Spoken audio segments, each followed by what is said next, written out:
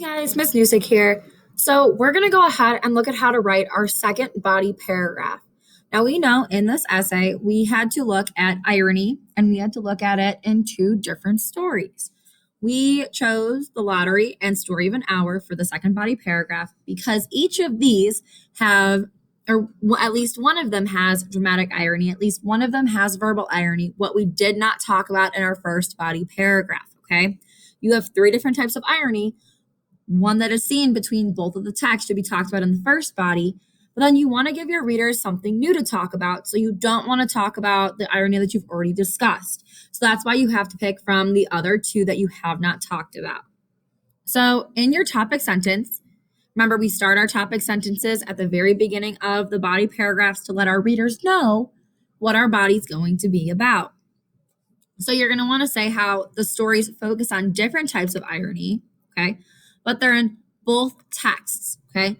And we want to mention how they both help develop the theme, okay? So we can go ahead and say in the short stories, The Lottery and Story of an Hour, the authors use verbal irony and dramatic irony to develop the theme of blank, whatever theme that you chose, okay? So now when you introduce your quote, you're going to want to first find the quote that relates to the first text that you mentioned, okay? So we're going to look for, in The Lottery, we are going to go ahead and look for verbal irony, okay? And we're going to look how this verbal irony, and when we find it, we're going to paste it into our quote, okay? Where the C is, because we have to cite the quote. We're going to put our quote here, okay?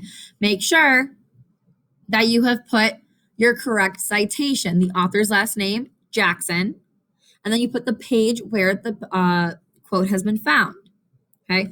So if we're going to say our quote of verbal irony from The Lottery is, wouldn't have me leave my dishes in the sink, now would, yeah, go, question mark. Then it's from Jackson, and we know that's on page 4, okay? So there's our quote. Now we need to introduce our quote, okay? Tell me everything that's happening before this quote is said. So we could say, Mrs. Hutchinson, the main character, is late for the annual lottery that is taking place in the town square.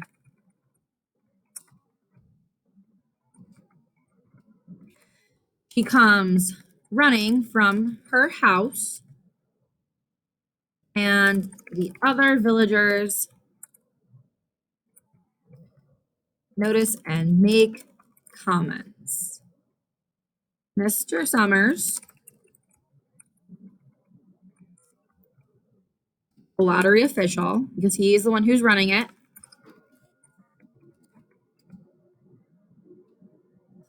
tells